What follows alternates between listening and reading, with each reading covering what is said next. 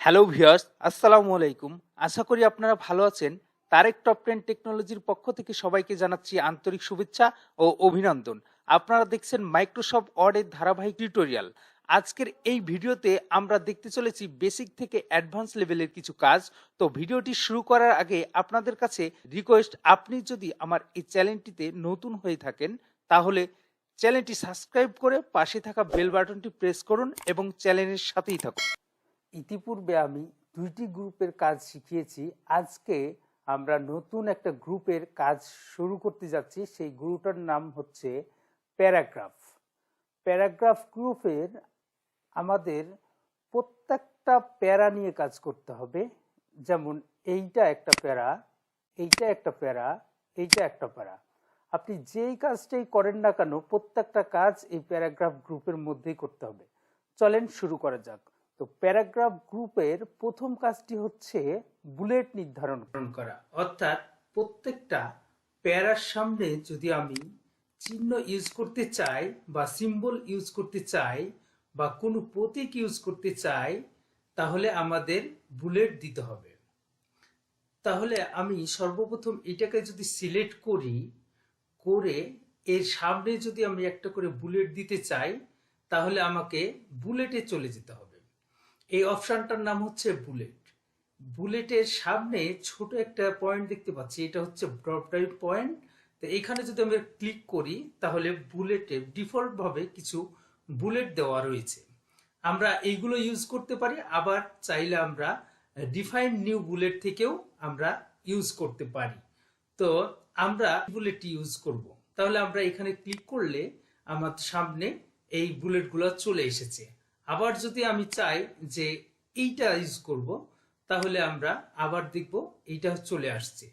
তো আমরা যদি চাই যে নিজে থেকে আমরা কোনো বুলেট লাইব্রেরিতে নিয়ে এসে তারপরে আমরা সেটা ইউজ করব, তাহলে আমরা কিভাবে করব সেটা আমরা দেখব। তাহলে এটা আমি নান করে ফেললাম। তাহলে এটা পার করাই আছে আমাদের। এই অ্যারোতে আমরা ক্লিক করব। ক্লিক করার পর চলে যাব ডিফাইন নিউ বুলেট, এইখানে চলে যাব। এইখানে গিয়ে এখানে রয়েছে সিম্বল, পিকচার এবং ফন্ট, এই তিনটা অপশন রয়েছে। তো আমরা এই তিনটা অপশনের মধ্যে সর্বপ্রথম আমরা সিম্বলে চলে যাব। সিম্বলে গিয়ে আমরা দেখি আমাদের লাইব্রেরিতে কি ধরনের সিম্বল আনা যায়। তো আমরা চলে গেলাম এইখানে। তারপরে আমরা এইখানে দেখব অসংখ্য সিম্বল রয়েছে। তো আমরা এইখান থেকে উইন্ডিংস নামের এই সিম্বলটা সিলেক্ট করে নিই। ফলটা এতে সুন্দর সুন্দর বুলেট পাওয়া যায়। তো আমরা এখান থেকে উইন্ডোজের সিম্বলটা নিয়ে নিচ্ছি। তো আমরা এখানে চলে গেলাম, উইন্ডোজের সিম্বল নিয়ে নিলাম। তারপরে আমরা এখানে ওকেতে ক্লিক করলাম। ওকেতে ক্লিক করলে এখানে আমাদের উইন্ডোজ চলে আসছে। আবার ওকেতে ক্লিক করব তাহলে আমার এখানে চলে আসবে। আবার যদি আমি এটা না নিয়ে অন্যটা নিতে চাই তো সেক্ষেত্রে আমি আবার চলে যাব। আবার দেখেন এখানে আমাদের বুলেট লাইব্রেরিতে উইন্ডোজের চিহ্নটা চলে এসেছে। তো আমি আবার চলে যাচ্ছি এখানে সিম্বল থেকে এখানে আবার আমরা যদি এই ক্রসটা নিতে চাই তাহলে ক্রসটা নিলাম, এখানে ওকে দিলাম, আবার এখানে ওকে দিলাম, তাহলে আমাদের এই ক্রস চিহ্নটা চলে আসলো এখানে। এইভাবে আমরা নিয়ে আসতে পারি। তা আবার আমি যদি এখান থেকে নান করে দিই তাহলে চলে যাবে। তা এখন আমি দেখাবো ডিফাইন নিউ বুলেট থেকে এই পিকচার কিভাবে আনবো আমরা। এখান থেকে আমরা পিকচারে চলে যাই যদি, তাহলে আমাদের ব্রাউজারে চলে যেতে হবে। এখান থেকে আমাদের ডেস্কটপে যে বুলেট সেট করা বা কোনো ছবি যদি আমরা নিতে চাই, যে ছবিটা নিতে চাই, আমি এই ছবিটা নিব। তাহলে আমি এখানে ক্লিক করলে, আমি ইনসার্টে ক্লিক করলে তারপরে যদি আমি ওকে দেই তাহলে আমার এই সামনে আমার ছবিটা চলে আসছে। এইভাবে আমরা এখান থেকে বুলেট নির্ধারণ করতে পারি। আমাদের যেমন খুশি তেমন ভাবে আমরা বুলেট নির্ধারণ করতে পারি। আবার আমরা এখানে লক্ষ্য করলে দেখতে পাবো যে আমাদের বুলেট লাইব্রেরিতে আমাদের বুলেটের আমার ছবিটা এখানে চলে এসেছে। তো আবার যদি আমরা এইখান থেকে নান করে দেই তাহলে চলে যাবে। এরপরে যে অপশনটি রয়েছে সেটা হচ্ছে নাম্বার। এই নাম্বারিং অপশনটা নিয়ে আমি এখন কথা বলবো। সেটা হচ্ছে প্রত্যেকটা প্যারাকে নাম্বারিং করা। তো এর জন্য আমি কিছু র্যান্ডম টেক্সট নিয়েছি, এখান থেকে আমি করতে পারবো। তো এখানে আমি বিভিন্ন ধরনের ABCD 1 2 3 4 এবং এইগুলো নাম্বারিং করতে পারি। তো প্রত্যেকটা নামের এই নামগুলোর আমার একটা সিরিয়াল নাম্বার দরকার। তো আমি কি করব, আমি এটি মার্ক করে নেব। তো তখন আমি এখান থেকে যদি নাম্বারিং এ চলে যাই, আমার ABCD বা যে কোনো, যেখানে আমি প্রিভিউ দিলে এগুলো দেখা যাচ্ছে। তো আমি চলে যাচ্ছি 1 2 3 4 5 এরকম ভাবে এই নাম্বারিংটা নিচ্ছি, তাহলে আমার চলে আসছে। এখন যদি আমি নিচে একটি ইন্টারফেস করে আমি যদি কোনো লিখতে চাই হাসান, তাহলে নাম্বারগুলো চলে আসছে। আমি যদি আরেকটা দেই তাহলে আমার নাম্বারগুলো চলে আসছে। এইভাবে আমরা অটো নিতে পারি। আবার এখান থেকে যদি আমি মনে করি এইটা না, আমি অন্যটা নিব, রেডিমেড স্টাইলে যেগুলো আছে সেইগুলো, তো সেক্ষেত্রে আমি এটা মার্ক করে আমি যদি এখানে ড্রপডাউনটে চলে যাই, তারপরে আমি যদি এটা নিতে চাই তাহলে আমি এটাও নিতে পারবো। তো এটা যদি আমরা নতুন ভাবে কাস্টমাইজ করতে চাই তাহলে সেক্ষেত্রে আমরা চলে যাব ডিফাইন্ড নিউ নাম্বার, এইখানে চলে যাব।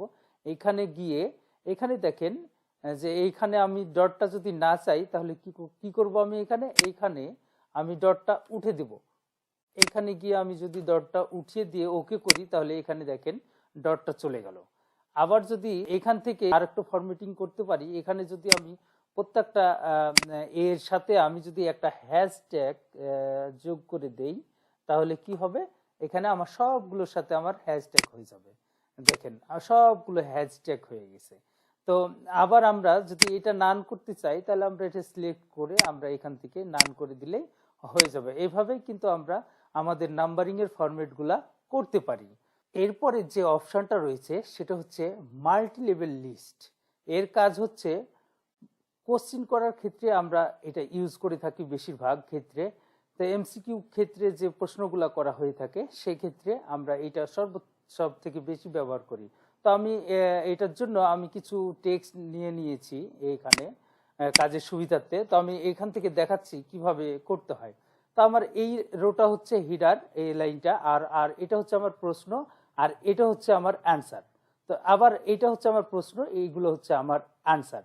তো আমার সবগুলো লাইন একরকমই রয়েছে। আমার এই যে লেফট সাইডে রয়েছে, তো আমি যদি এখান থেকে আমি কাজগুলো করতে চাই তাহলে আমি এইটাকে রেখে দেব এবং এইটাকে আমি এক স্টেপ ডান পাশে নেব, ট্যাব ধরে একটা ডান পাশে দিলাম। তো আমি আবার এখান থেকে দুইটা ট্যাব দিয়ে আমি চলে যাব। আবার এইটা আর এই প্রশ্নের ধরনটা একরকম হওয়ার দরকার। তো সেক্ষেত্রে আমরা একটা ট্যাব দিলাম, আর এরপরে আমরা আনসারগুলোকে আবার দুইটা ট্যাব দিয়ে আমরা সমান করে দিলাম। এবার যদি আমরা এখান থেকে মার্ক করি সবগুলোকে, তারপরে যদি আমি এই ড্রপডাউনে চলে যাই, এখানে ক্লিক করি, তাহলে দেখেন কি হয়, এই যে সুন্দর একটি ম্যাজিক দেখতে পারলাম আমরা। তাহলে এখানে কি হলো, আমার 1 নাম্বার প্রশ্ন আছে, তারপর আনসার আছে, সবই আছে। আমি যদি এইটাকে আমাদের নিজেদের মতো করে ডিফাইন করতে চাই তাহলে আমরা কি করব, এটাকে মার্ক করে নিয়ে আমরা এখানে ড্রপডাউন দেখতে পাচ্ছি, আমরা এখানে চলে যাব। এখান থেকে আমরা এখানে যদি আমরা এটা উঠিয়ে দিয়ে আমরা যদি এ দিই তাহলে আমাদের এ হয়ে যাচ্ছে এখানে। আবার এই লেখাগুলোকে 1 2 3 দিয়ে চেঞ্জ করতে পারি, আবার এইগুলোকে রোমান সংখ্যা দিয়ে চেঞ্জ করতে পারি। তো আমরা যদি এইখানে দেখা যাচ্ছে যে আমরা এইটা আবার যদি নান করে দিই, হ্যাঁ, তাহলে এখান থেকে গিয়ে আমরা নান করে দিতে পারবো। এইখানে যদি আমরা এখন সেট করতে চাই রোমান সংখ্যা, তাহলে সেই ক্ষেত্রে আমরা রোমান সংখ্যাতে চলে যাব, তাহলে আমার এইভাবে হয়ে যাবে।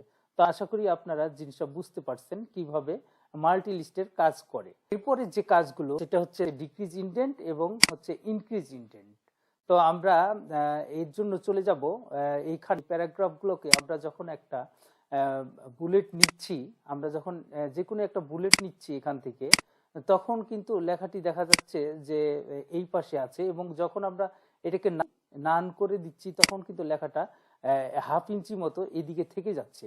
তো আমরা এইটার ক্ষেত্রে কি করব, আমরা লেখাগুলোকে সবগুলো মার্ক করে আমরা যদি ডিক্রিজ ইন্ডেন্টেড দেই তাহলে লেখাগুলো 5 ইঞ্চি করে এদিকে আসবে, দেখেন চলে আসছে। আবার যদি এইখানে ইনক্রিজ ইন্ডেন্টেড দেই তাহলে কিন্তু এইখানে চলে আসছে, এদিকে চলে আসছে।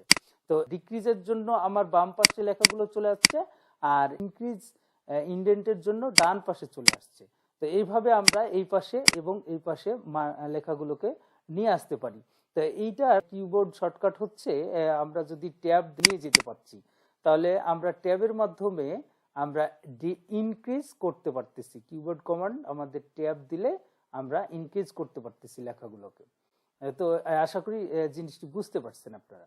এর পরের যে কাজটা সেটা হচ্ছে শর্ট। শর্ট অর্থ হচ্ছে সাজানো।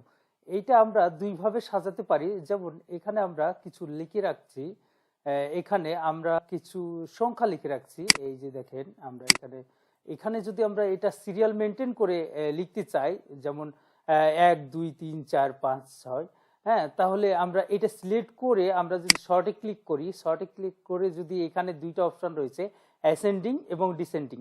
অ্যাসেন্ডিং মানে হচ্ছে ছোট থেকে সাজানো এবং ডিসেন্ডিং হচ্ছে বড় থেকে সাজানো। তো আমরা ছোট থেকে সাজাতে চাচ্ছি, তাহলে আমরা অ্যাসেন্ডিং এ ক্লিক করতেছি। ক্লিক করলে আমরা ওকে দিলে দেখেন 1 2 3 1 3 4 5 এইভাবে স্থির হচ্ছে। আবার যদি আমরা এখানে শর্টে ক্লিক করে ডিসেন্ডিং দিই, তাহলে আমাদের বড় থেকে ছোট হয়ে যাবে।